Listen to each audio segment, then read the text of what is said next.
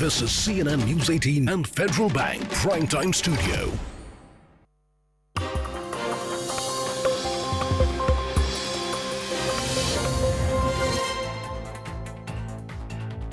Good evening, this is Brass Tacks. I'm Zakir Jacob. We're coming to you live from the CNN News 18 and Federal Bank Primetime Studio. The Modi Sarkar 3.0 is taking shape. The swearing in is going to happen on Sunday. It is expected to be a toned-down affair given the results.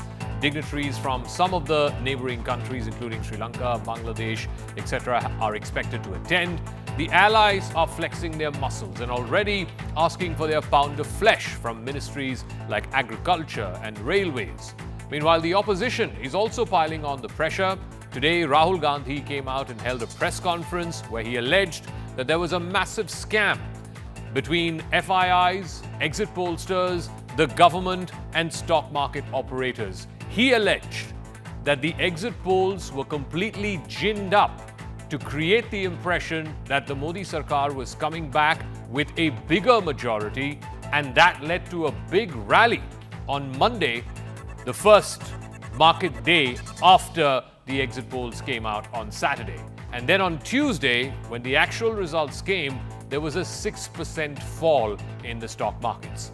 Rahul Gandhi's contention is this entire thing was a scam. It was played on the retail investors, the people of India.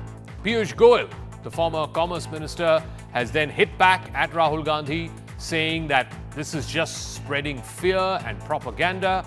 And the real reason why the markets fell on Tuesday was fear of the negative and regressive policies if a non-NDA government, an India alliance government, were to come to power. But the larger question, these are new, choppy, and perhaps even uncharted waters.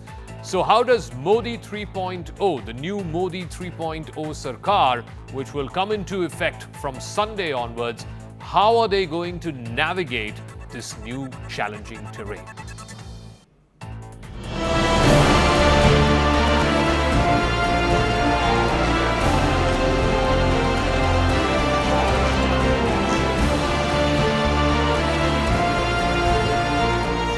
Madhya Pradesh, Gujarat, Chhattisgarh, Delhi, Uttarakhand, Himachal ऐसे कई राज्यों में हमारी party ने लगभग clean sweep किया है।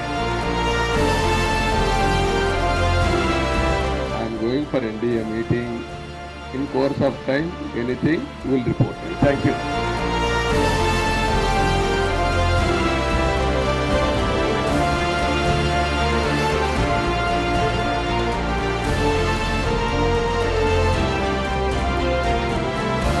The India Bloc will continue to fight against the fascist rule of the BJP led by Modi. मैं बार बार कहता हूँ मोदी जी की सरकार नहीं बनेगी और बनी तो नहीं टिकेगी।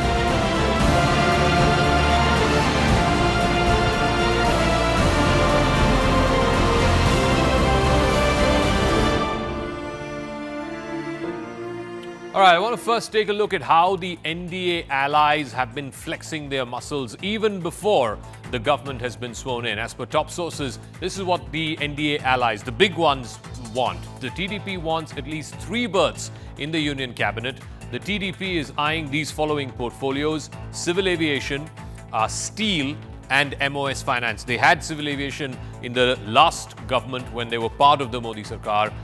The TDP also wants additional development funds that are meant for Andhra Pradesh, particularly for Amaravati. The JDU, the other big partner, the JDU wants at least 4 key cabinet portfolios. The JDU wants railways, which has always been associated with Bihar. Whether or not the new Modi Sarkar, which has put so much emphasis on railways, whether it will give it or not, we don't know. The JDU also is asking for the agriculture ministry. The JDU also wants Jal Shakti and rural development. Again, very key portfolios for the Modi Sarkar. The berth was promised apparently by Mr. Modi in a meeting in Gaya. Jitin Ram Manjhi is the other person. He's aiming for agriculture or the social justice ministry.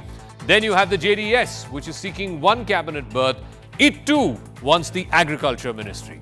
And then Chirag Paswan, and we'll play out a conversation with Chirag Paswan later on in the broadcast. The LJP chief is likely to become a full-time minister. He wants a reward for winning all the 5 seats that they contested. Food and public distribution was held by his father as well as his uncle. Eknath Shinde has 7 MPs. He claims that he has the best strike rate of all the NDA partners in Maharashtra. The Sena faction could get 1 ministry, 1 cabinet. And then there is Janasena, which could also possibly get 1 cabinet berth. Now, that is one part of the problem that the Modi 3.0 Sarkar has to deal with, even before it's been sworn into office. There is now a new flashpoint between the BJP and the India Bloc after Rahul Gandhi made a stunning charge, launching an attack at the exit polls. He alleged that there was a nexus between some foreign players, domestic stock market players, the Modi government, and fake exit pollsters. Now remember, all the exit polls gave a major mandate to the BJP. Then Rahul Gandhi said that there was a massive crash on counting day. There was a 6% fall on the Nifty and the Sensex. Rahul Gandhi has claimed that stock market was being manipulated at the instructions of the BJP top brass. He's now called for a JPC probe into the exit claims. Rahul Gandhi claims that both Modi and Shah encouraged people to buy stocks ahead of counting day. There was a response then from the BJP. Piyush Goyal hit back at Rahul Gandhi, claiming that the markets bounced back. It fell on Tuesday 6%, but it's bounced back in the subsequent trading sessions, both on Wednesday as well as on Thursday, about 4% or so, when it became clear that it is going to be NDA 3.0 Sarkar. Piyush Goyal accused Rahul Gandhi of peddling foreign propaganda, adding that the Aam Aadmi was the biggest beneficiary of the market boom. Listen in to both Rahul Gandhi and to Piyush Goyal, and then we will look at the storm of charges and counter-charges. 13th May 2024, the Home Minister says, buy shares before 4th of June. This is a clear indication to retail investors and others to buy stock. 19th May, for the first time, and then repeatedly until the 28th May, the Prime Minister says that the stock market is going to break records on 4th June. Finally, on 1st June, completely fictitious exit polls are released.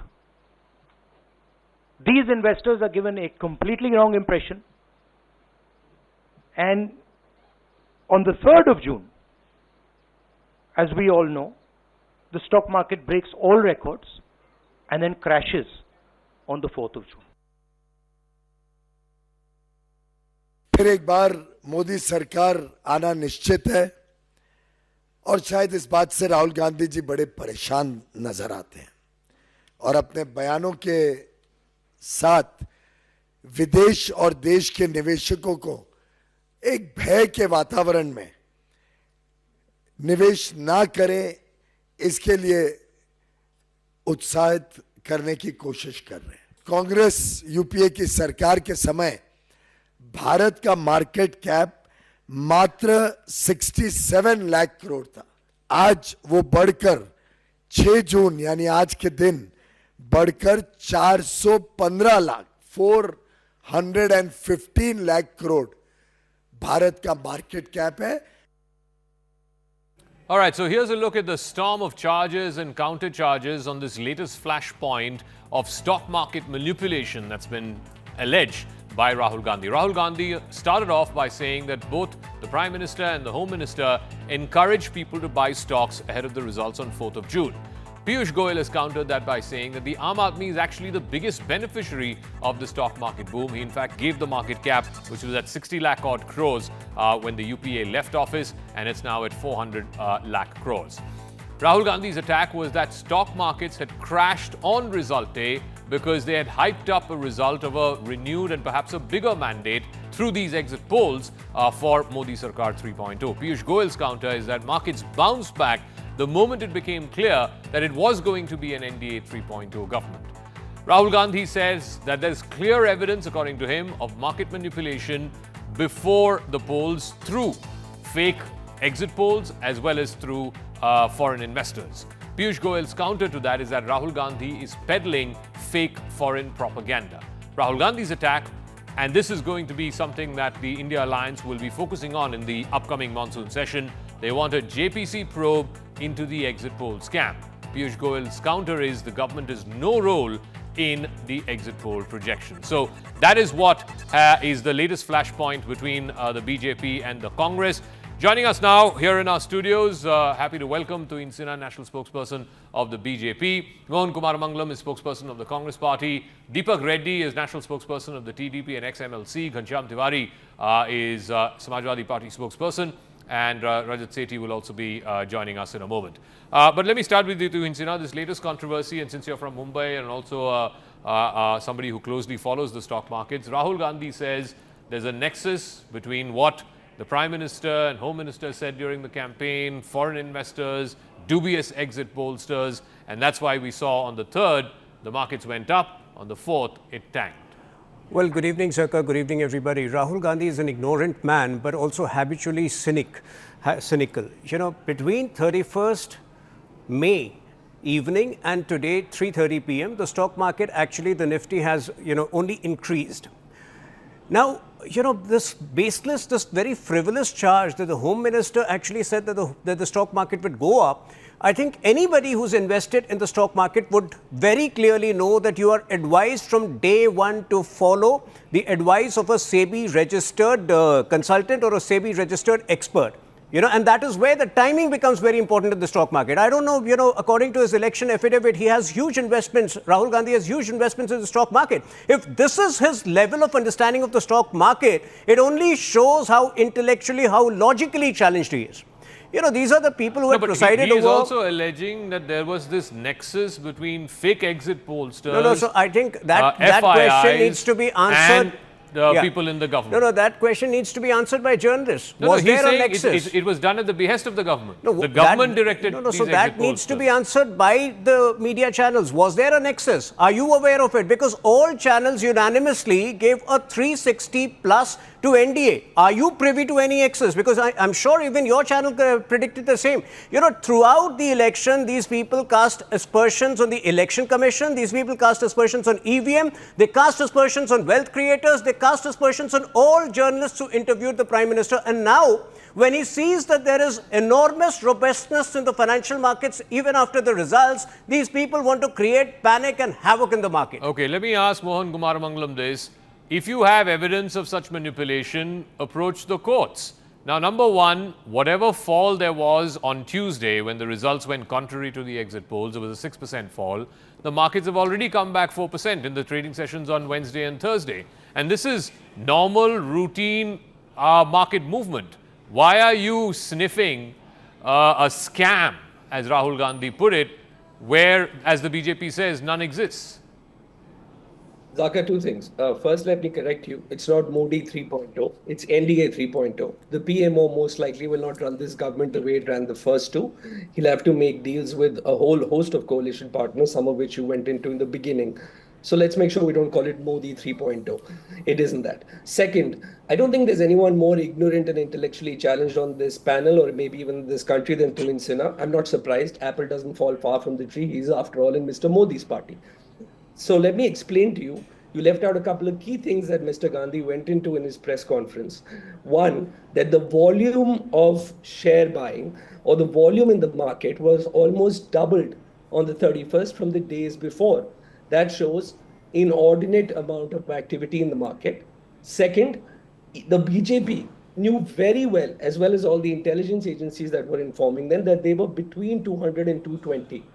Now, whether there is a nexus between the exit pollsters and the FIIs who were responsible for 60% of the volume on the 31st, whether there is one, is the job of an investigative agency to actually look into, not the media. No, one second, Mohan, I just want one clarification. I'll allow you to continue. I just want one clarification.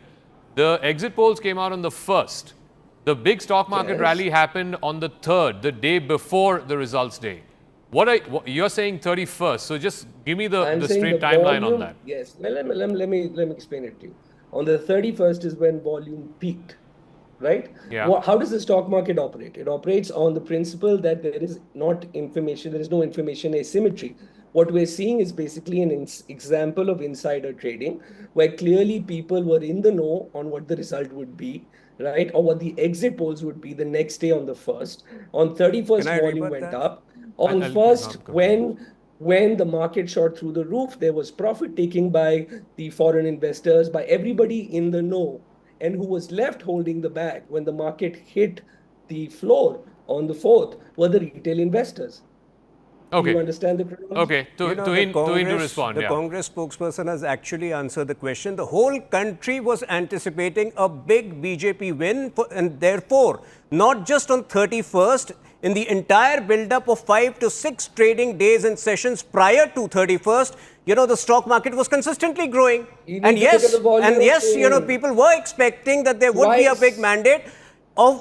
In the last 4 days, in the last 4 trading days, you know, 3 days the stock market has gone up exponentially. 1 day it fell steeply. And on the day that it fell steeply, even the stock market dreaded power shifting to these people. So I think that speaks a lot of the faith that the people of the country have in us. Okay. Now let me open this up to Mr. Deepak Reddy is joining us. Ghanshyam Tiwari is there. Rajat Sethi is also joining us. Let me move to the larger, bigger issue, which is the blueprint and the outlook of the Modi Sarkar or the NDA Sarkar 3.0, which is going to be sworn in on Sunday.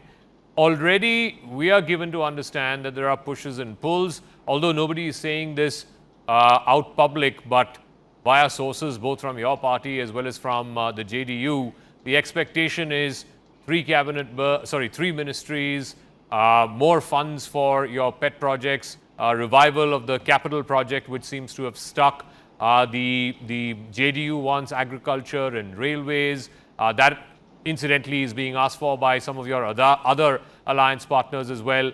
This is not stuff that the previous Modi government has had to deal with.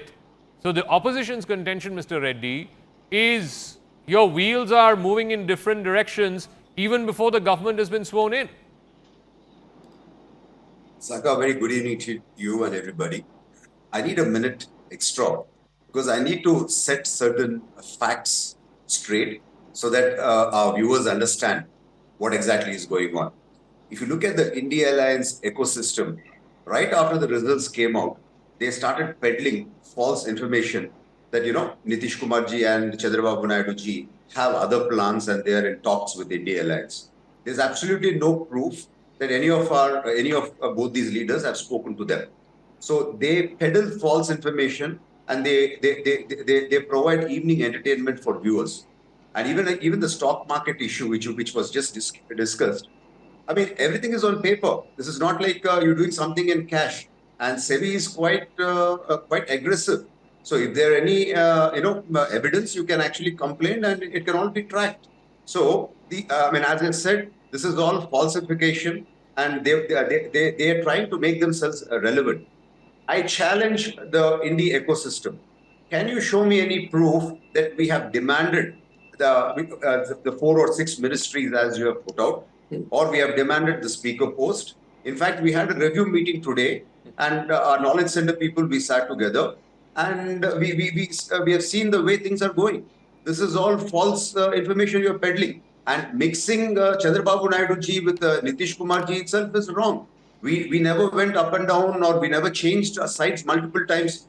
Probably Nitish Kumar ji has done, clubbing both of us together and talking. No, but one second. I mean, he's done it far more than you have, and far more frequently and far more dramatically. But you were with the NDA, you left the NDA. Again, may I remind you and our viewers on pretty bad terms, on very highly personal animosity.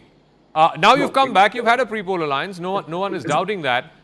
Why don't you once and for all, Mr. Reddy, why don't you once and for all set all that speculation to rest by saying that, you know, no one from the India Alliance is calling us, or no one from the India Alliance need to make any attempt to bring us or woo us back, because we are firmly with the NDA. Zaka, these people have no other work other than spreading false information. I mean, we don't have the time to keep on answering to each of their false allegations. I mean, they want entertainment, or they want to be relevant in modern politics. So they play that game. If you see the India Alliance all put together, they haven't gotten as much as BJP. Okay. And each one who has 4 or 5 or 10, they talk negative about BJP, or they cast aspersions on us.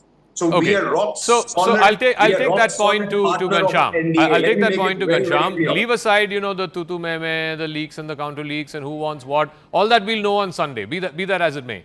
But the cold hard arithmetic, the cold hard logic is, Ghanshyam, even if Mr. Nitish Kumar and Mr. Chandrababu Naidu were to jump ship, leave Tuhin Sinha's NDA and join your India alliance, you are still short by 10 to 12 seats. No, yeah, you've said that, but I'm saying hypothetically, Ghanshyam Tiwari, even if the two of them join you, you are still short by as much as 10 seats. Good evening, Zaka, to you, my fellow co-panelists and the viewers. There are three things. One is to the previous discussion. Modi has systematically destroyed prestigious institutions of India. In BJP government's rule, institutional autonomy and democracy have been under attack. From CBI to RBI, even a constitutional authority like the Election Commission was not spared. 16 April 2019, N. Chandrababu Naidu. EC has failed to execute its primary duty of conducting free and fair elections. So for a TDP spokesperson to say that it's India alliance while it's NDA for the other side, first of all, this is a fallacy. If it is NDA, then it is India. That's point number one. Point number two is that from Kashmir to Kanyakumari and from Gujarat to Mizoram, I've been saying from day one, name one state where BJP has not backstabbed. It's a kiss of death. Have backstabbed its ally when it allied with them. Look at what they did to Shiv Sena. Look at what they did to Shiromani Akali Dal. They will take over your party. They will take your MPs, take away your election symbols, and try to say that their party belongs to BJP rather than you. This is what they did to Shiv Sena. It is practical. Even their most loyal non-NDA alliance partners, which is BJD and YSRCP in the last Lok Sabha, look at what has happened to them. So it is clear that in this kiss of death, there are daggers drawn.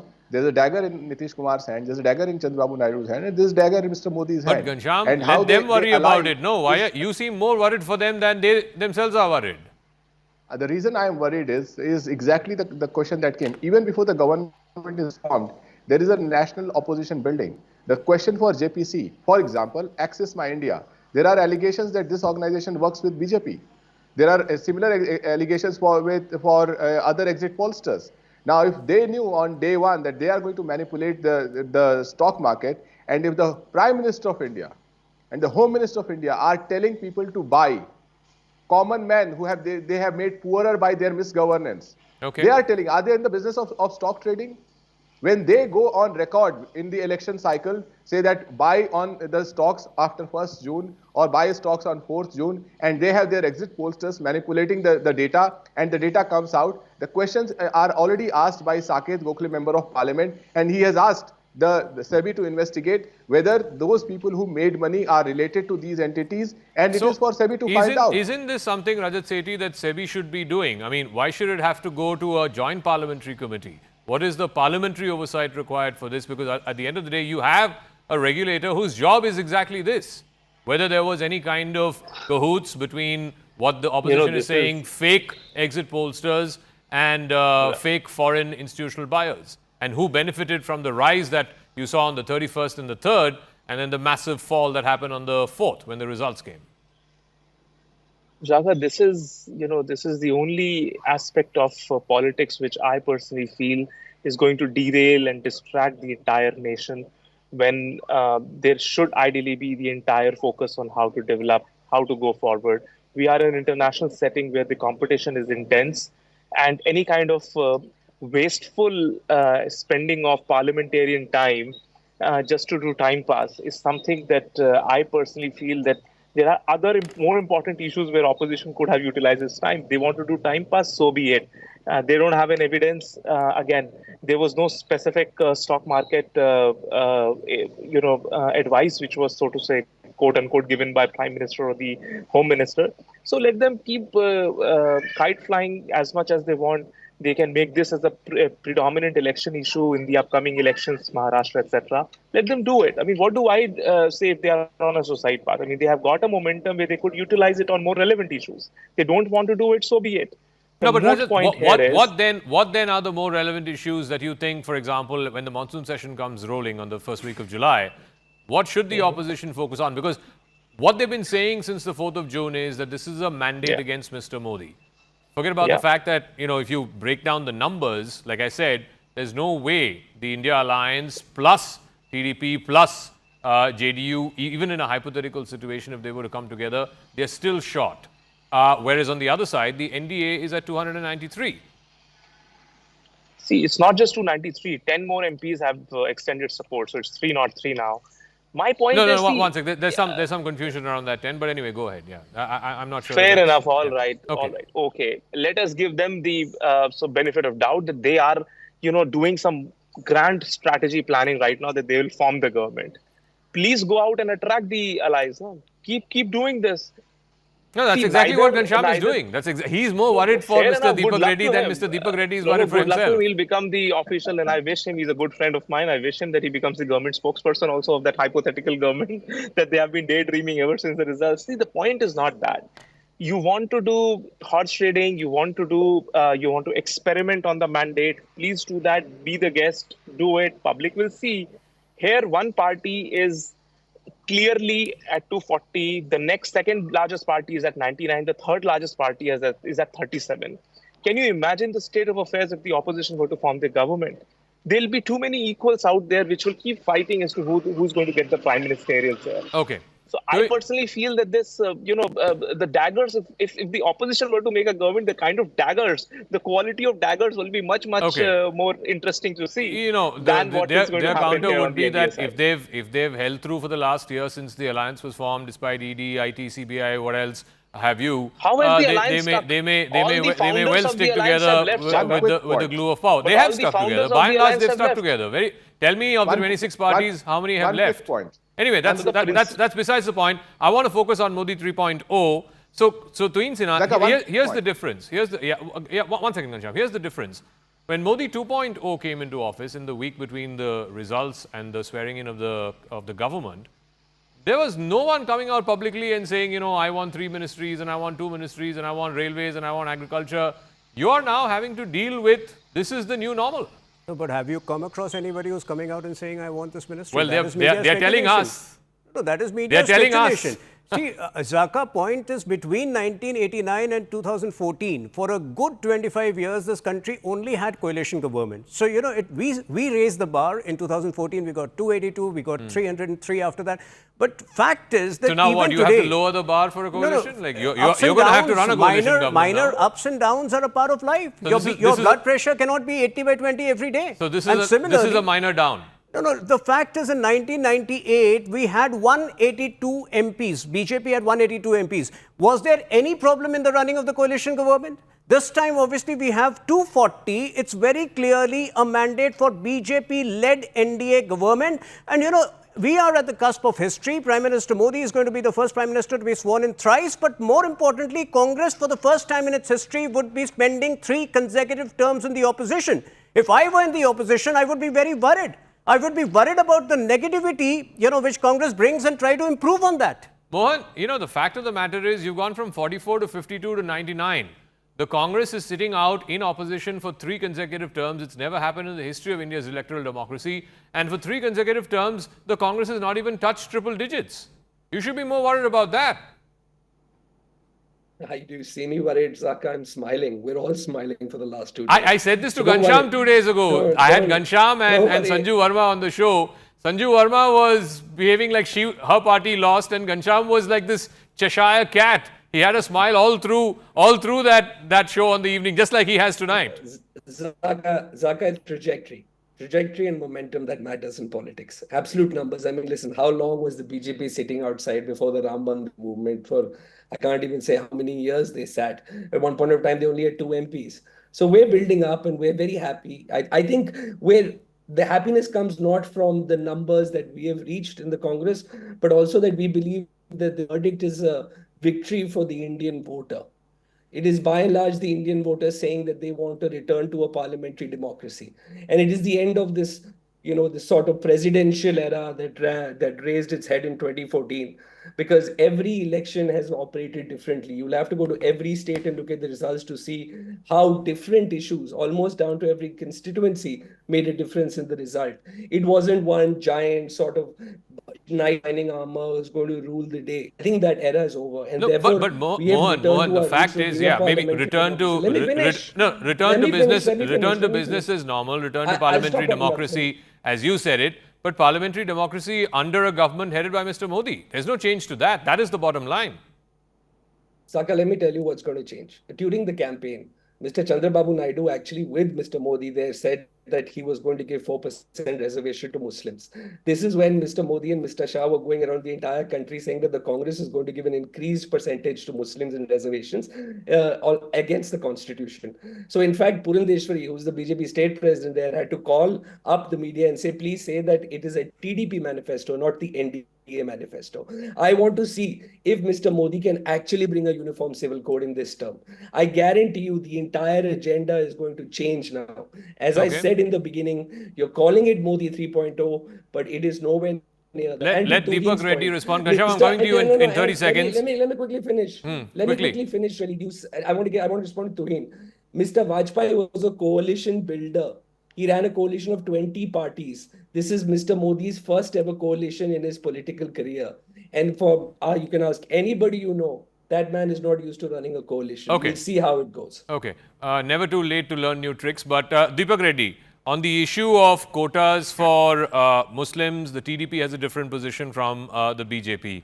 On the issue of simultaneous elections, one nation, one poll, again, the TDP is not in favor of that. On the issue of caste-based census, both you and Nitish Kumar are batting in favor of a caste-based census, whereas the BJP is not openly asking for a caste-based census. So there are contentious issues. These issues are not going to resolve themselves on Sunday. Or before Sunday, sorry. Yep. Zaka, on the face of it, I would like to thank the Congress and the India Alliance for their wonderful Shekuni type of politics in the modern day.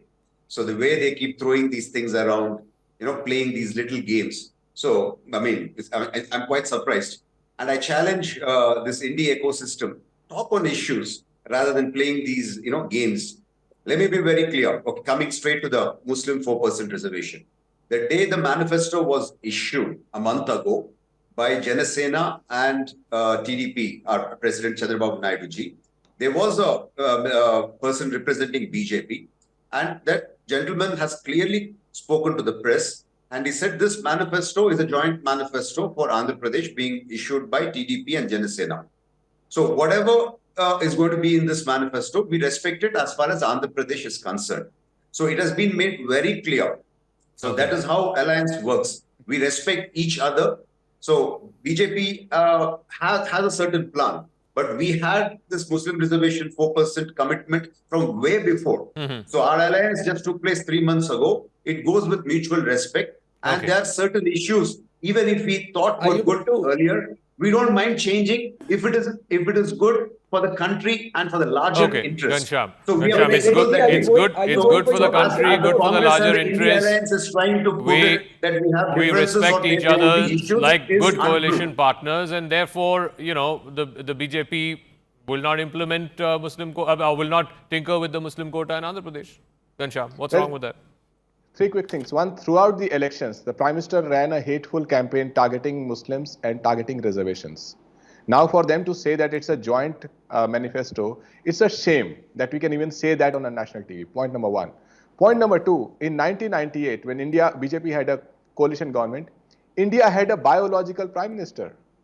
So what if Mr. Naidu and Mr. Nitish Kumar says that in NDA we want a biological Prime Minister? We'll have to find a new one. You ask us. Sir, they just reaffirmed, I think 14 or 15 parties reaffirmed that the leader of the NDA is Mr. Modi.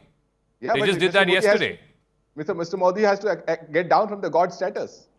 That's important. Zaka, can he in do December it? 2022, in December 2022, during a press conference during the Bharat Jodo Yatra, Rahul Gandhi went on categorically explaining that मैंने राहुल गांधी को मार दिया.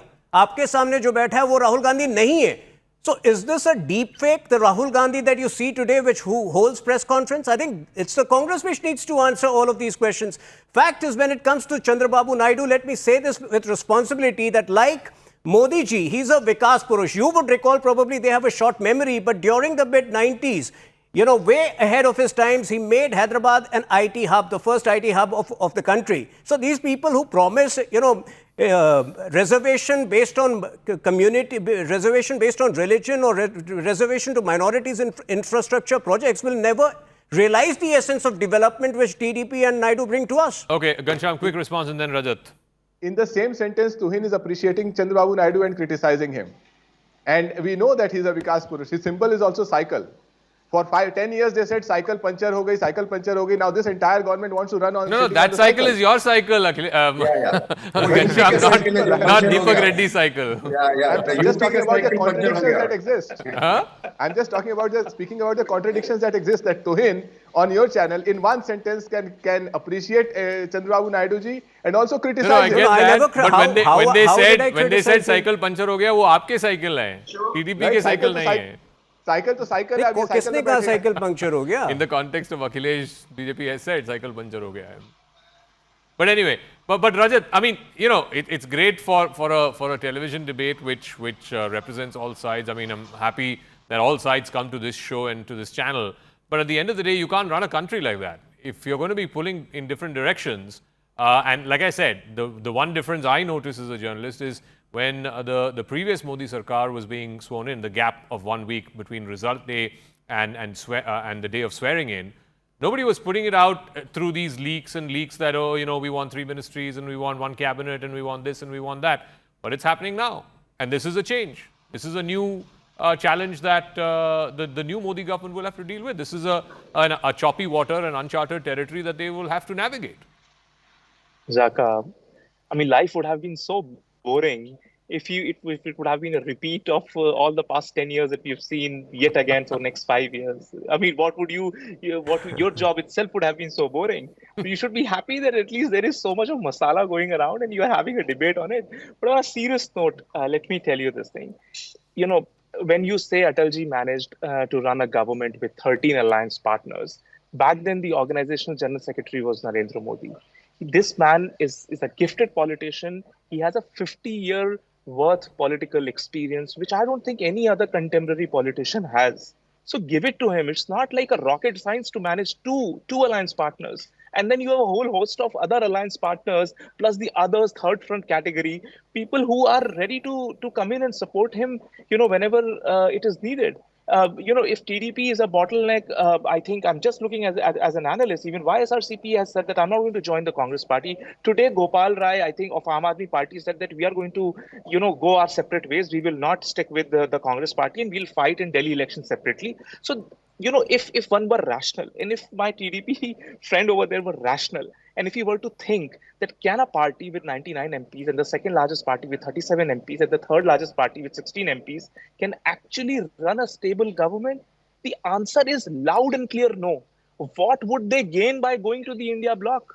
Okay. Honestly, tell me. I mean, it's very, very basic. See, this is where I think the opposition should concede that, yes, India Alliance will sit in the opposition and we will hold the government accountable and ensure that our constructive approach benefits the citizen. Because the citizens of this country have been waiting for a responsible opposition for a very, very long time. Which I think after the India Alliance meeting yesterday, it was more or less clear that they have consigned. No, they never stated it. They didn't say it in the formal statement, so but again, concede? That's the beauty of the situation that we are in. Now we're getting leaks from that side as well, saying that, look, we are happy to sit in the opposition. Mohan might disagree, but that is what we've been told. Yeah. No, but Mohan, the point is not that. The fundamental point is this. Mohan, one second. Hear my question out. The fundamental point is this: that in politics, you have to take different people and different interests along. You cannot be in politics, you cannot be a successful politician by all yardsticks. Mr. Modi is an extremely successful politician. He's been in the business of politics for the last 50 years. There were contradictory alliances. Look at the BJP-PDP alliance, for example, in Kashmir. It ran for 2 years. To say that a consummate politician like Mr. Modi cannot take along allies like TDP or JDU, that's that just does not bear itself out from what we've seen of his own political career in the last many years. Zaka, all I've seen in the last 10 years him do is use the ED, CBI, and NIT to arm twist whoever he can to come to his side. So I'm not sure if it is diplomacy or sheer power of being, a majority on his own that allowed him to do that. Now, having said that, let me say, Zaka, that I'm not authorized to do this, but if I were to make the decision on behalf of the India Alliance, I would say we should sit in the opposition. I, for once, agree with something that Rajat is saying. I think the people of India have voted for an extremely strong opposition. There is no way Parliament will run the way it did for the last 10 years, especially the last 5 years, where swaths of MPs were just suspended, where anything could happen, any sort of legislation could be railroaded. Now, Mr. Modi can't just go from his PMO straight to Parliament with a bill. He's going to have to sit down with all his partners at the very least and face a formidable opposition in Parliament.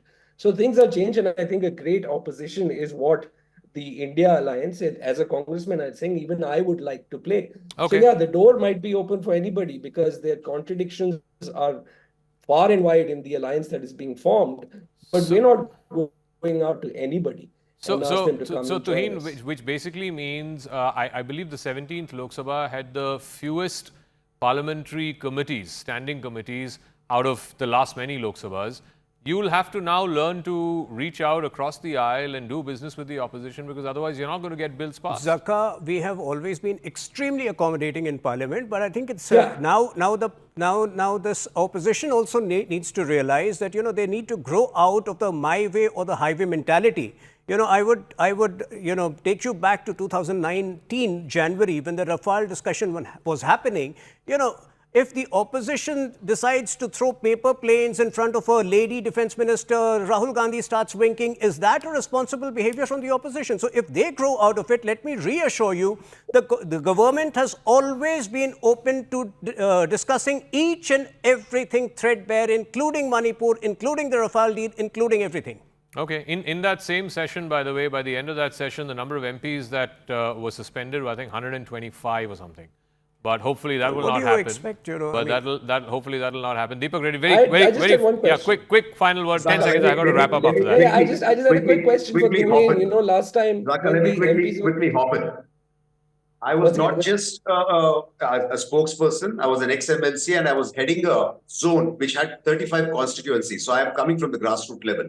Any party which is not going to be in power for 3 terms, most of the people who are going to be there, they will not have enough juice to go forward. So the India Alliance is going to fizzle out in the next 6 months. Keep watching. Mark my words. Okay. And as far as TDP is concerned, I want to make it absolutely clear that we had a government which was run by a psychopath, and our state went 30 years behind. So our only mission now is to put our state back in track and take it into the development path. All right. And we are going to be part of this government, and we're going to work to see to that our state is going to go more than 10 seconds. Real 10 seconds. I'm completely out of time. To Mr. Reddy, I'll quote Mark Twain. Rumors of my death have been greatly exaggerated. You can ask for an India Mukh Bharat or a Congress Mukh Bharat for the next 15 years also. We're not going anywhere anytime soon. And to Tuhin Sinha, one question. Last time you chanted Jai Shri Ram every time someone came to take an oath to become a member of Parliament. Is it going to be Jai Jagannath this time? Well, what's wrong with Jai Shri Ram? Nothing. Another trick. I think you need to decide when you're going to pay a visit to Ayodhya, if at all. Okay. All right. Thank you very much, gentlemen, for joining us. Like I said, it's going to be fascinating. The first session of this new government, the monsoon session, we'll wait for that. But before that, there's going to be the big swearing in that's going to happen on Sunday, and then tomorrow is going to be the NDA Parliamentary Party meeting, followed by the NDA leaders led by the Prime Minister going to Rashtrapati Bhavan to stake claim to form the next government. So it's an action-packed weekend of political developments, and stay tuned to CNN News 18. You had made CNN News 18 your election news destination. We're #1 on counting day on YouTube with over 5 lakh peak concurrents. So we hope that we have your company through the weekend in what is going to be a very fast-paced weekend full of political developments. So that is Brass Tacks here on CNN News 18. On the other side, I'll be speaking with Chirag Paswan. We were coming to you live from the CNN News 18 Federal Bank Primetime studio. I asked Chirag Paswan what it will take for him and his party to be a part of NDA Sarkar, Modi Sarkar 3.2. Thank you.